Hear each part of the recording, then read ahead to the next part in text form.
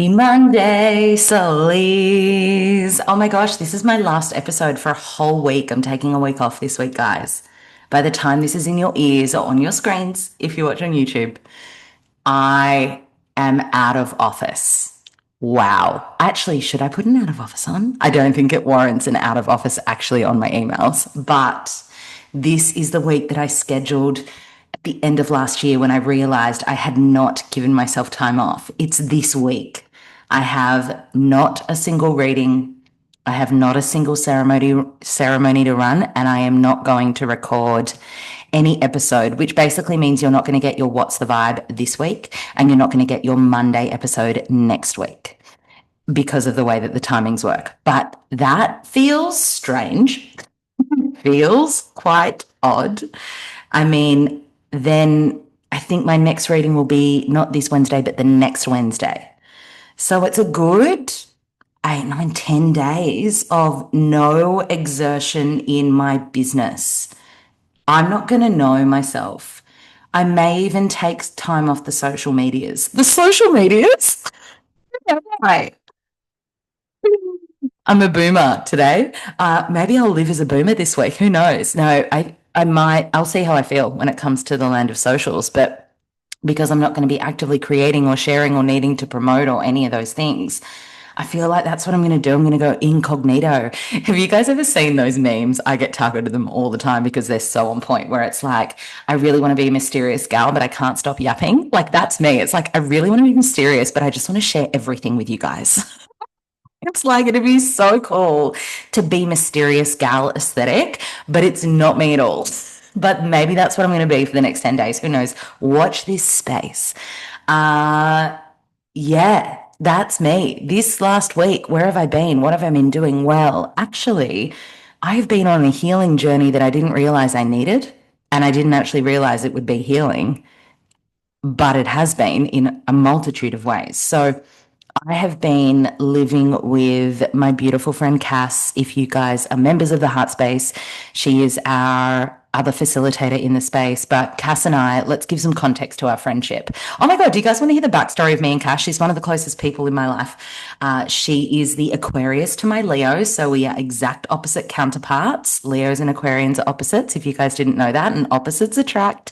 I actually have a lot more Aquarian energy in my life in the last few years.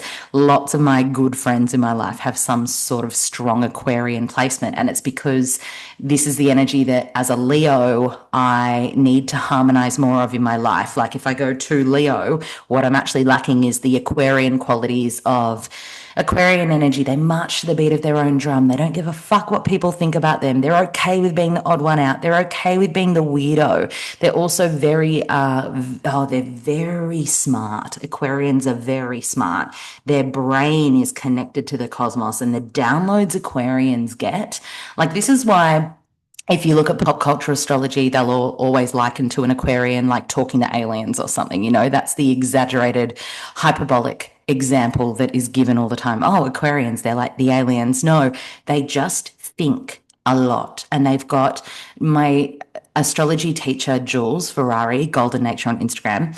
She explains that they're like a supersonic highway of ideas, and they're this constant stream of inspiration, of download, of channel. Aquarians that have a very, very active mind. So we're Leos in the heart, Aquarius in the mind.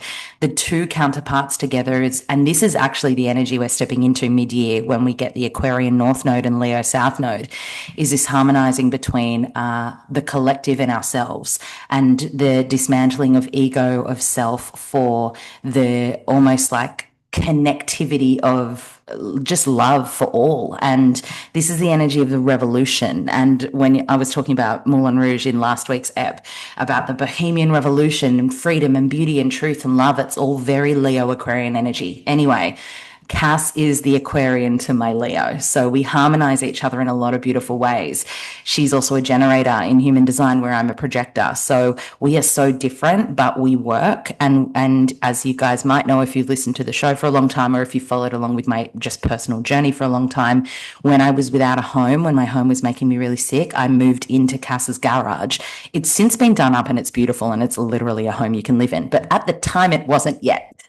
So I was in her garage with my little girl going between me and my husband, and I lived at their place for 6 weeks, and we managed two toddlers in that home. We've been through a lot together, Cass and I. We actually met. And this is when you guys ask, how do I meet my like minded people? How do I find my friends? Like, I really want to find like the people that are solid and that have me. Cass and I met when we both lived in Sydney. We were both doing the Bondi event circuit type thing. Cass has a background in fitness. She was a personal trainer. She was one of the buff girls. Like, she was like it when it came to Bondi fitness gal. And obviously, I wasn't that, but I had a lot of Bondi fitness gal besties. Like, my friend Katie Williams is also in that like crew. I tended to attract the fitness girls. I don't know why, because I'm not giving fitness, especially not at that time. But we were all going to the same events. And actually, Cass and I met for the first time when she came to my vision board workshop, Manifestation and Magic. It was the first one I ran. It was before I made it into my online program. And it was a vision board workshop run out of Peaches Pilates in Bondi. And in walked three of my favorite people to this day. Cass walked in with our friend Genoa, and it's Cass's ex-boyfriend. They were together at the time, but you guys will know if you've listened to the podcast, Patty. You know my Irish friend Patty, who was in season one of Soul Talk that I interview. If you haven't listened, go back and listen. And then he had the tragic accident, which we will talk about at some point. He does want to come on the podcast and explain what happened, but he was in a coma for 3 weeks when I had my little girl, and it was in postpartum. And we didn't know whether he would basically wake up or not. That's Patty. So this is the small world, right? Cass, Patty, and Genoa, they all came to my vision board workshop together, and they sat in the audience, and I connected with them each individually from there. And so I have really beautiful, unique individual friendships with each of them. But Cass and I really deepened our connection when we both moved up to the Northern Rivers within a few months of one another. And then we fell pregnant with our firstborns within a few months of it, one another. And then through that journey of pregnancy, traumatic birth, and postpartum, our little ones are 4 months apart and they're best friends. We do our weekly play dates every week. Then I was giving Cass in Cass's first, and she shares all this online. So I'm not sharing anything that she hasn't shared publicly, but in Cass's first pregnancy with her little boy, her mother passed away. And so when she was in that grief, I took her through cacao journeys, and I offered her ceremony to support her grieving. And this was before she was a ceremonialist. In fact, her and I both sat our very first ceremony together in Bondi in her apartment about 8 or 9 years ago. So we have had these interwoven threads in our lives, like there's no other way. We're meant to be together. It's a soulmate relationship between her and I. And since becoming parents together and mothers together, and we really had very similar. They were different literal experiences, but in terms of the energetic experiences and the healing journeys we went on in postpartum, we've been hand in hand, side by side. We have our weekly play dates that our little ones are just best friends. And because we both don't really have family around, we've become each other's family. As I've shared, we have Christmases together. And so this is just all context to paint a picture of, like, especially living here, Cass and I are just, we're ride or dice, basically. And so this postpartum for her, she had just birthed her second just after Christmas. And she knows that this time around gets to be different with the first.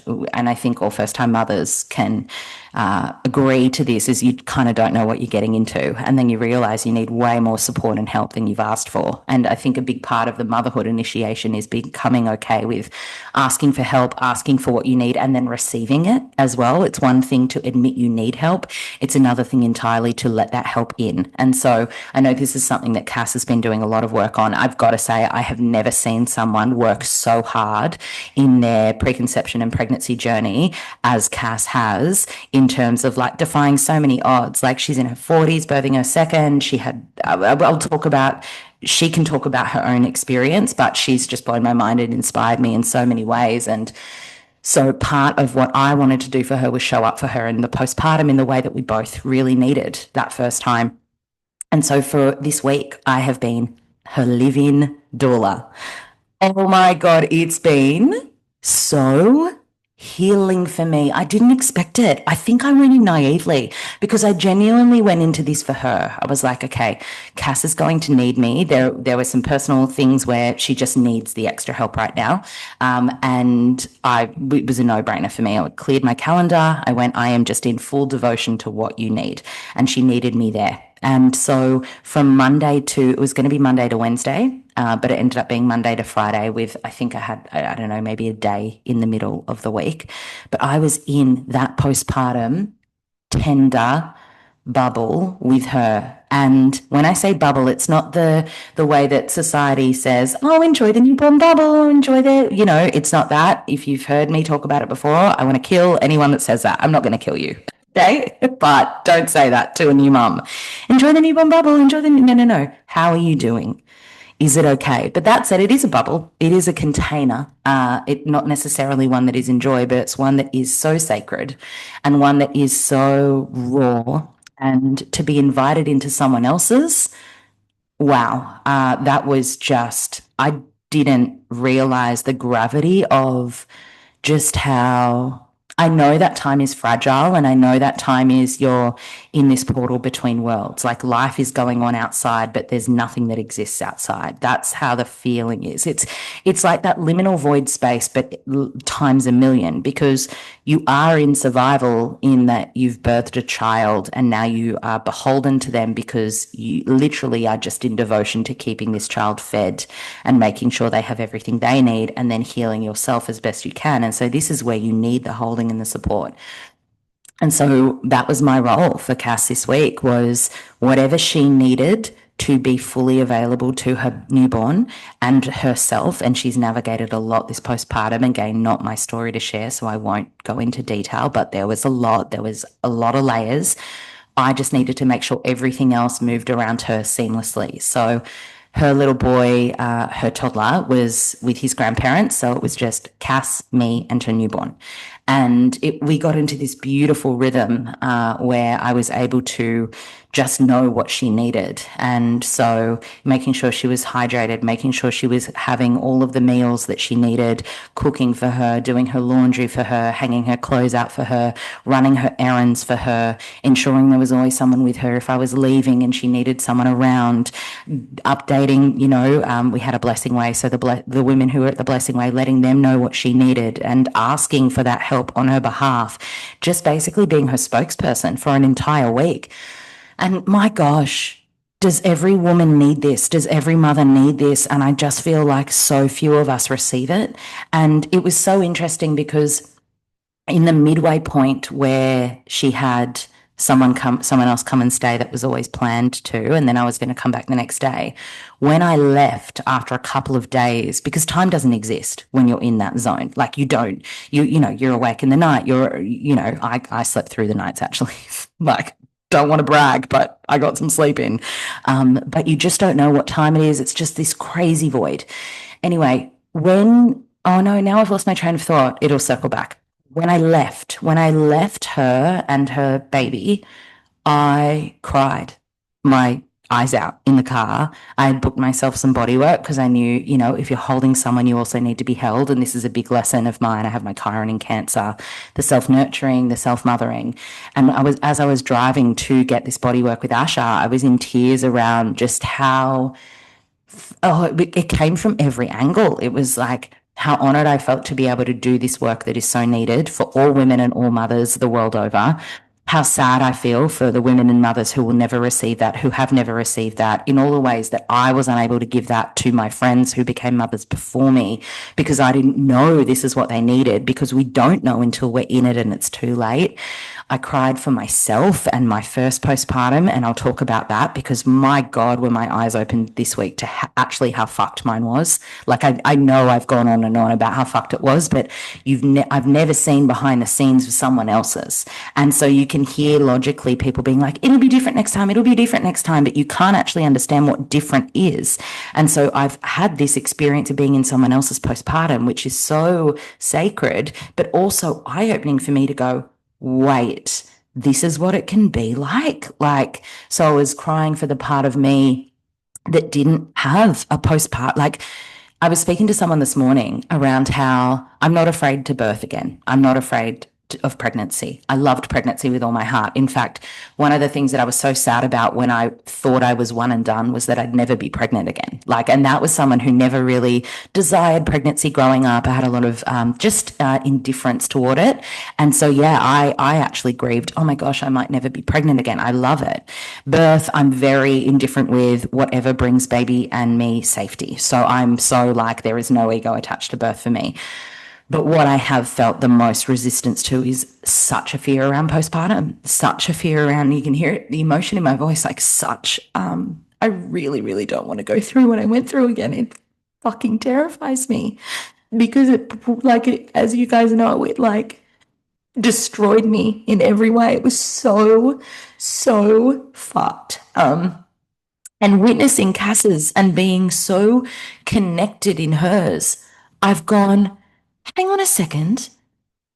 It I did get fucked on that first postpartum because this is absolutely nowhere near what I experienced. The fact you can put your babies down, the fact that they do sleep, like the fact that you get like a couple of hours of sleep at a time or rest. I never had that. From the get go, I never had that. So it was actually really healing for me to cry about that version of me and grieve what I didn't get the first time around. And also recognize, like Cass and I were talking a lot about birth and a lot about, our first times around and a lot about my postpartum experience where I was like, we got to 23 things that went wrong in my postpartum and went, okay, let's just stop here. It's very obvious that I just was in a perfect storm then. Like even Patty being in the coma and like the floods hitting and us not being able to get her specialty formula and no one being able to tell me why I wasn't, she was still in 4 zeros at 12 weeks old, guys. Like this, like I cannot explain to you how diabolically dire postpartum was for me. And then this week I've gone, oh, oh, sorry. It just will never be that again. Because I know so much now and I've seen so much now. And I think this week has healed so much in me, so much. I just didn't see it coming where I'm like, I felt clucky. Sorry. I've never felt clucking in my life. Like even when I had my little girl, I felt a desire to be a mother and I felt a strong pull and I knew her presence was close and like I knew, okay, it's time. But I never like would see babies and be like, I need to hold them, or see someone else with their baby and be like, can I have a baby? Like I've never been that person ever. It's just not been in me. And I just thought I never would be. But I saw this side of myself this week.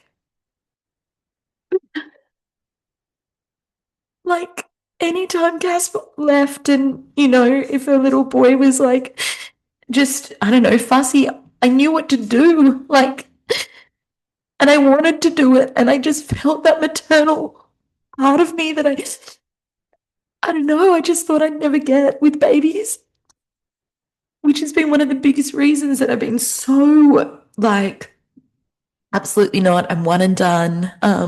Or like, oh, I'm a little bit open to it. I'll give myself until I turn 40 to see if I feel that pull to go again. And this week is like, oh my God, I want to have another baby.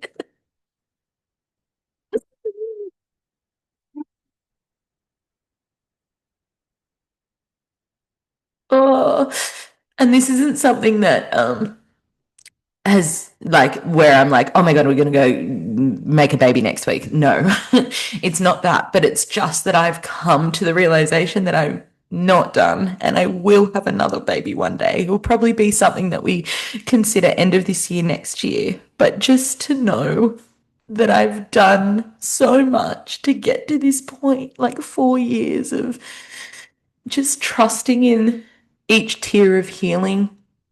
I think a lot of it has been like I'm physically so much better. Obviously, my libido's come back and like hormonally I'm better and that makes sense. But the fact that I've been in this this postpartum bubble for a week with Cass. And that's not to deny the fact that postpartum is brutal and raw and so hard on the mamas and women. I bowed down to mothers. Like, I kiss your feet, and I just am in awe. And I think that that was the point I had to get to, where I could really witness up close someone else's postpartum experience and hold that reverence and that devotion and that honoring for the path that Cass has walked and where she is now, and also desire that despite seeing the mess and the it's very primal, there's a lot of fluid. It's messy, but to see all of that and desire the things still, I'm like, whoa, this was not me even 6 months, even a few months ago. So that's been huge. It's been huge for me. Oh, it's been huge. So it's been huge in general, just holding someone else in that vulnerable state. But I thought I'd just share a few tips for those of you who maybe you haven't had a baby yet, maybe you are not a mother and you choose not to be, which is absolutely, I'm not going to give you permission, like I was about to say. That's absolutely okay. Of course it is. You do whatever the fuck you want.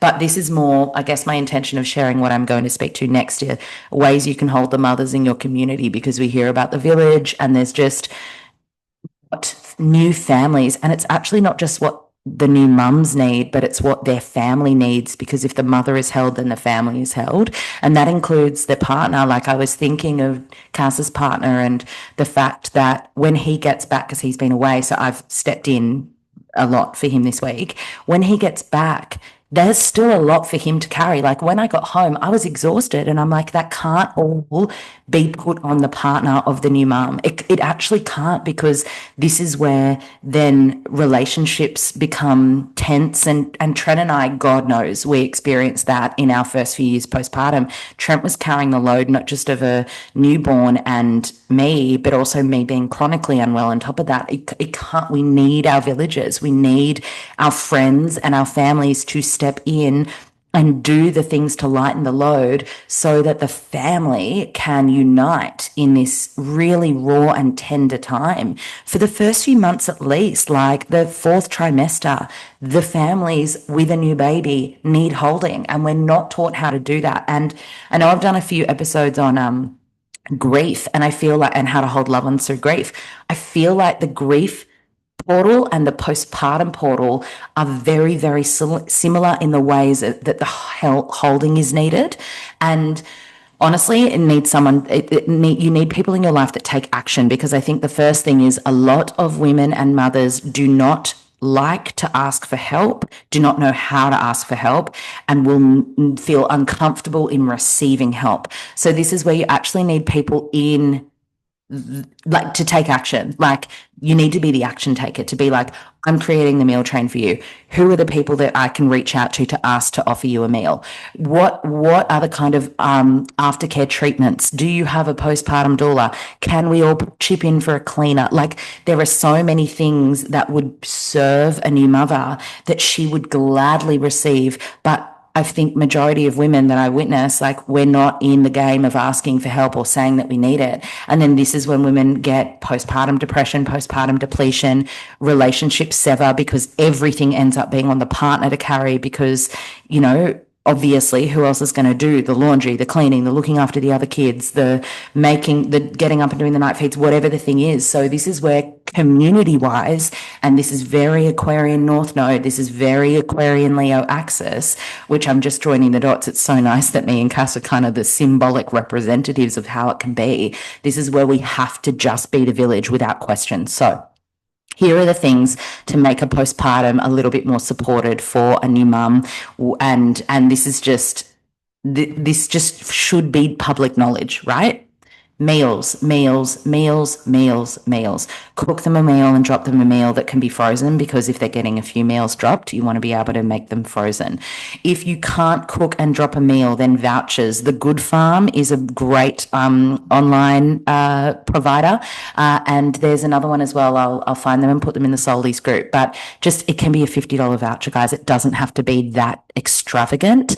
This is something that I make a habit of doing, even when there's a new mum in my world that we're not particularly close, but I know them enough to know what their email address is or ask for their address, and I will buy them a voucher. It's just a given. It's like a new mum needs food because it's one less thing for her and the partner to think about. So, and this isn't just like the first few weeks of postpartum and then everyone disappears.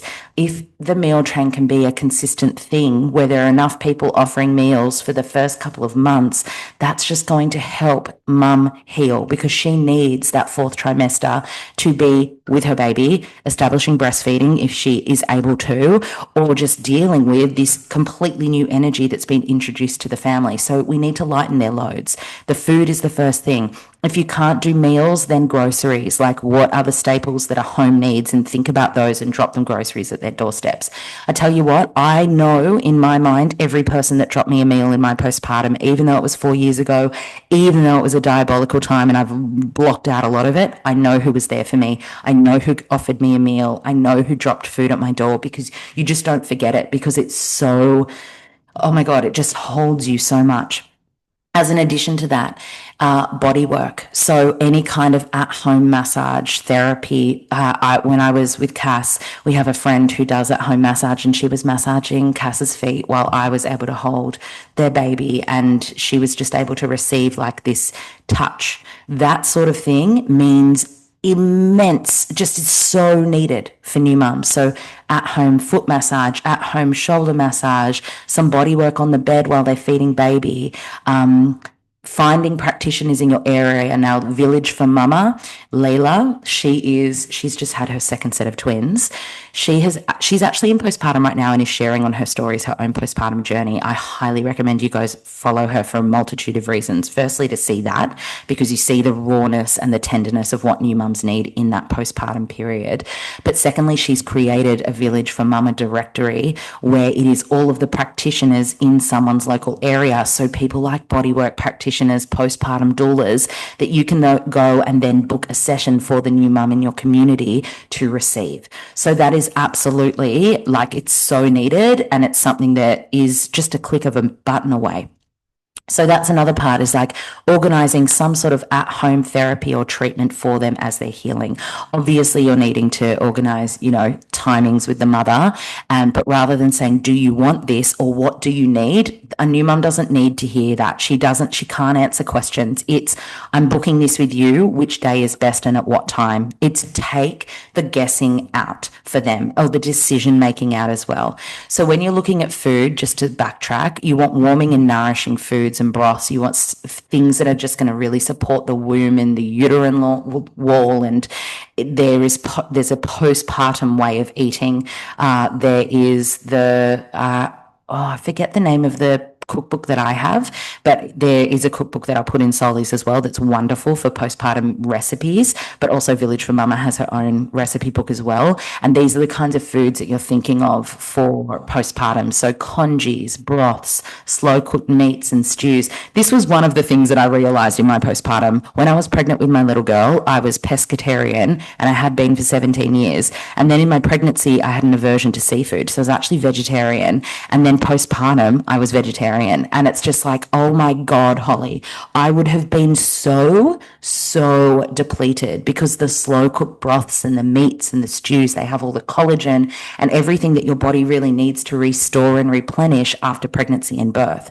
So it's really important, the types of foods, snacks as well, that I had a few friends send me snack boxes in my postpartum where while you're breastfeeding, you can be eating with one hand and able to unwrap things when you're on your own with the baby. All of that is actually so important. Being able to drop around, and rather than and maybe your friend will just want a cup of tea made for her or a cacao, and some time to debrief. Do you want to talk about the birth, or would you prefer not to? Do you want to cry? Because it's a safe space to cry with me. You're so tender and so raw. Like, this isn't a time for you to come and talk about your life with the person in postpartum. Like, this is not a time for you to share what's going on in your world unless they ask.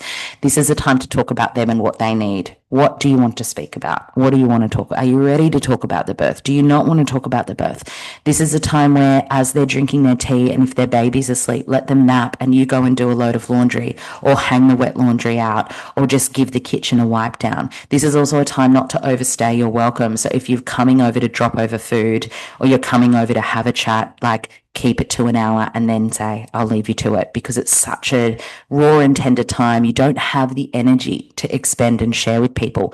That said, the other offer you can do, and I've actually had more than one friend say this to me in the recent months, like, when you have your next baby, I'm coming up to stay with you for a week, and like basically offering to do what I did for Cass. Like, that is just, you can't put a price on that. You actually can't put a price on that. To have a friend you feel really safely held with, that you know that they've got it all covered, while you can just be in that stage of establishing connection with your baby and with your partner and your other children, if you have them, is so, if you can do that for a person, like, I feel fucking honored that I got to do that for Cass this week. And this is what I said. She kept thanking me. I'm like, Cass, please, like, this firstly is the least I can do for someone I love who needs me. Secondly, I received from doing that. Like, I received the healing and the love and the time with her baby. Like, oh my God, I received the oxytocin too. So it's a mutual exchange. This is where I know Cass was receiving beautiful offers of like distant Reiki and energy work. She was receiving lots of energy work. Like, if you are a practitioner that has those skill sets and you can reach out to a new mum in your community and say, if you need this, I'm going to do this for you. My God, like, if I had that in my postpartum, I would have crumbled at the beauty of it all. You know, this is a time that is so, it's a rite of passage. It's really, the veil is thin between spirit and earth side.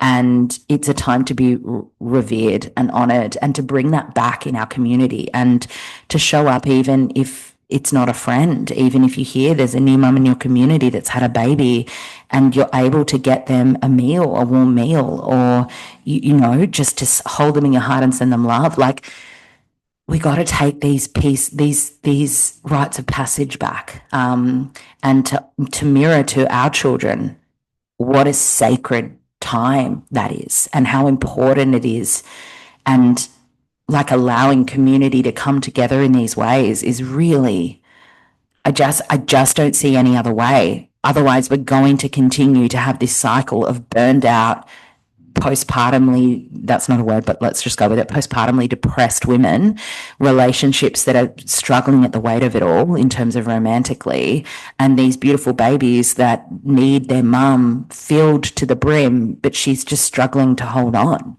Like, it can't just be on the mother, and it can't just be on the partner as well. It has to be on the community. It's our responsibility. So it starts with us. If we want to be the change, we have to be the change. We have to be embodied in being the change. And I think that that's something that I definitely realized after going through my own shitty postpartum. And sometimes you don't realize it until you've walked through it. And that was definitely the case for me. But I will never let another mother go through what I went through. I can't. I just won't do it. And so I guess the reason that I wanted to share this in this episode is, even if you're not a mother and you will never walk through that experience, it doesn't mean that you can't do the things that these women really, really fucking need. They really need. And at the same time, this isn't at a cost to yourself. This is just giving what you can. I'm very grateful I was able to take that time this week. And I did see clients from Cass's place, actually, a couple of them this week. And I had my mum up, so she was able to help with my little girl when Trenny went to work. So it actually worked really beautifully in timing. Otherwise, it may not have been a week. Maybe I was only able to give a night. But it's also just gauging what you have, what capacity, and there's that capacity chat again. Cachatity, no, that was so lame. If I had a producer, I'd be like, can you edit that bit out? But I don't, not yet anyway. But this is about gauging, what can I do to hold this person in my life? And so for me, I preempted that I would need body work, and I'd initially booked it for the end of my time with her, and then I ended up going back, but it was perfect because it was right smack bang in the middle. And as I was receiving the body work from Asha, I walked in, I cried, I said, look, I'm feeling really tender. I've been in this postpartum, zone with Cass. It's brought up a lot for me, and obviously just seeing her and her rawness. And I said to her, I don't need energy work. I just need holding. Can you just, and this is where the holders need holding too. So I was able to receive that from Asha, receive the rest and the relaxation I needed, go home for a night and just, jump in the bath with my Epsom salts, do the things that I knew brought me back, so that when I went back to her, I knew I was filled up again. And it's taking those moments that we can to fill ourselves up. So we're giving from overflow. This is the cliche, but it's the truth. We have to give from the overflow, not in terms of self-sacrifice, but like, I've got all of this to give. I was on my bleed all week, guys. I was literally on my, I've ended today. I was on my bleed all week and I was still able to show up. Now, that said, when I did get home on Friday, I bypassed the ocean. I jumped in the ocean. It was so seaweedy and smelly, but I knew I needed it. Jumped in the ocean, came home, had a big shower. I washed my hair. I did a Dr. Joe Medi. I anchored back into, like, I spent a lot of the day in bed on Friday, like just recalibrating, knowing, okay, now it's time for me to give to me because I've given so much. And so it has been this weekend, this time to give for me. If you're watching the YouTube, you'll see she is barefaced and hair is back, because this morning I went, what is the best thing for me right now? I'm day one follicular, my bleed has ended, I have energy, I feel rested, I'm going to move my body. That's what I need. And so I walked to the gym. I did my first gym session in, like, I'm going to say 2 months, but I did it. And then I walked back and I jumped in the sauna for 10 minutes. That's it. That's all I needed. Sweated, jumped in the shower, here I am. So it's taking what you can to fill yourself back up. And that has been my kind of the last couple of days. That's been my intention for yesterday and today. So that has been my week.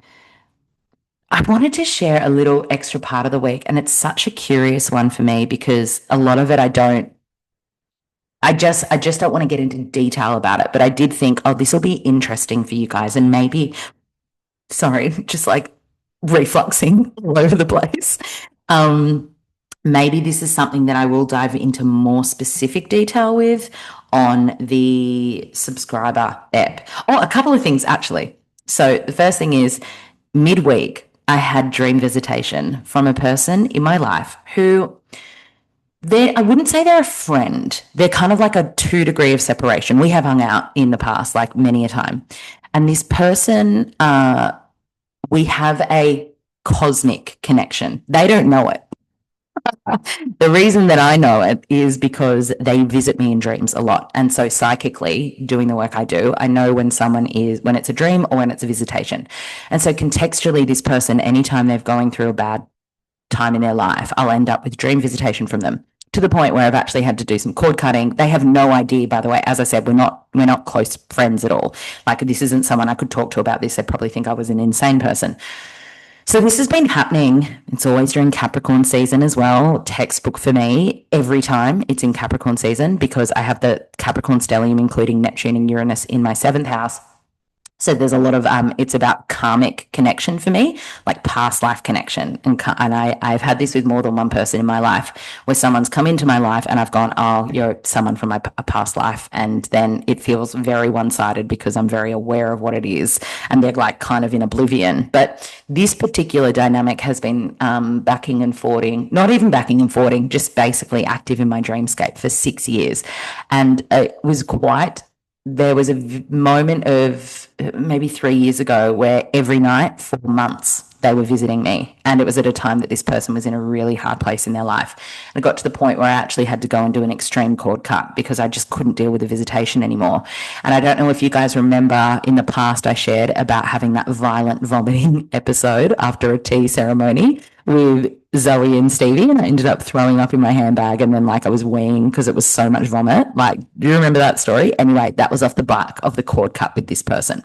So there we have, absolutely, it's been confirmed, past lives. I can see what the dynamic is. They're completely oblivious. They're also Aquarian. Funny that. We've got a lot of like chart, like there's just, it's actually pretty fucking cool if it wasn't my life. Like, it's pretty fucking cool. This dynamic is actually what I want to write my fiction book about. It's very cool. Anyway, have not had this person in my field for over a year. And as I'm staying at Cass, I wake up one morning and I'm like, I had back-to-back dreams of that person. back to back, constant through the night. I'm like, they were visiting me. It's been the first time in over a year. I wonder what's going on.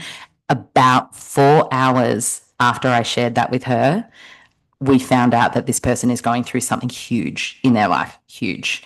And it was, again, this thing for me that it's such an interesting one because, on the one hand, because I can see clearly that it's a soul karmic connection that is more like them just needing to seek safety in me. I can deal with it. Like, it's fine. I'm not making it mean anything more than what it is. It's very much of like, it's not this life. It's very much past lifey. At the same time, it's kind of annoying because it's like, give the girl a break. So I have had to put in and reinstate some boundaries, like cosmically, around this person to say, look, I'm willing to be a friend to you in the 3D, but I actually can't hold your soul stuff in the 5D. I'm not available to that. And the dreaming has stopped. Like, it's happened quite quickly. So I just felt like that was an interesting, and as I said, if you guys are really interested, I might go into detail in Soulscriber and share a little bit more about the dynamic because it's very fucking fascinating. But also, this is the kind of stuff that goes on behind the scenes in my life quite, not quite frequently, but often enough for it to be a thing. And I just don't really talk about it because not everyone would understand, but I know you guys would, and you'd find it interesting because your gal is a practicing psychic. This work is my world, and these are the kinds of ways that it shows up in my personal life. So yeah, that's been an interesting kind of, I wonder if they're going to circle back in the dreamscape or even in my physical life. They do kind of emerge and then they disappear again. It's very like ad hoc. But yeah, very, very curious in that regard.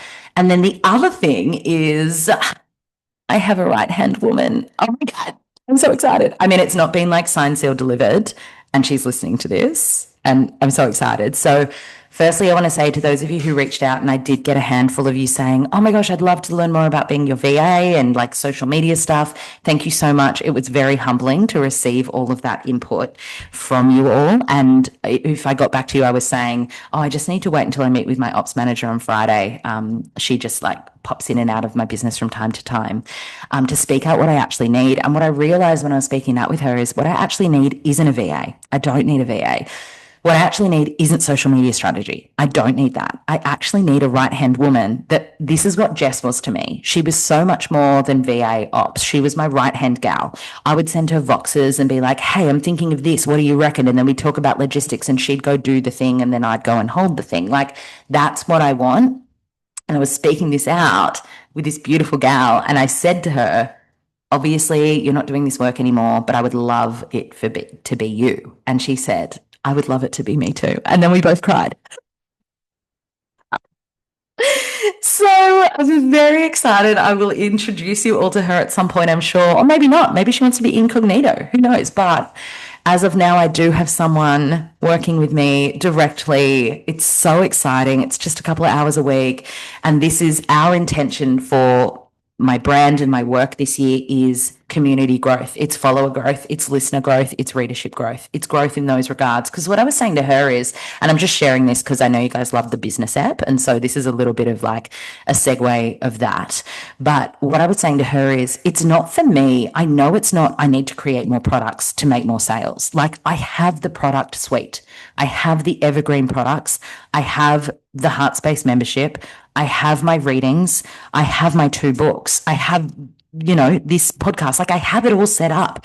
It's all there. What I need is actually significant follower growth, because the more that people in my community are aware of me and my work, the more people can then convert into sales. Like, that is actually strategically the smartest move for me. So this year, from a business context, my target is to grow my Instagram following to 50,000. I feel like that's doable. I would love to be 20,000 in the next couple of months. And this is about me being smart and strategic with the content that I create. And I know that actually the content that my audience wants, and you guys tell me if I'm wrong, it's the post that I did the other day, the reel I did the other day on my feed it's a new year, but it doesn't feel like a new year yet. Here's why. And I talk about astro and I talk about energetics and I do it in 90-second bites. That is where I'm going to be. And this, just so you guys know, like, watch it and let's see how it goes. It's not posting every day. It's twice a week. that kind of a reel. I could do something like, if your North Node is in Aquarius, you're about to have your nodal return. This is what it means. And like making really niche content, because what I've learned is the algorithm at the moment, it's not about likes, it's about shares and saves. So that's something for all of you who are trying to build and generate your own community as well.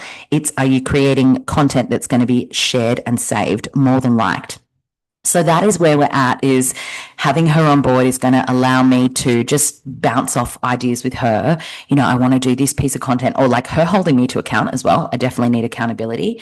But at the same time, we definitely are still launching Dream Life Foundations. That's coming in Feb. There's going to be a wait list. As soon as the wait list is available, you guys will get first dibs on spaces. I will pop that in the Soulies group.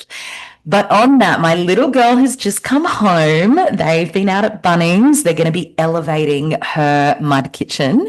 She actually had her very first Bunnings sausage sizzle this morning, and Trent sent me a picture of her eating it. And the quote with the picture is, "I think I love these." So she's had a great morning. I'm going to go spend time with my family. And guys, this is it from me for a week. So you are not getting a What Survived this week. You are not getting a Monday episode next Monday. But I will be back in your ears the following Wednesday when I am back in action on the work front. Love you all. I'll see you in Soli's group, and then I'll speak to you when I'm back.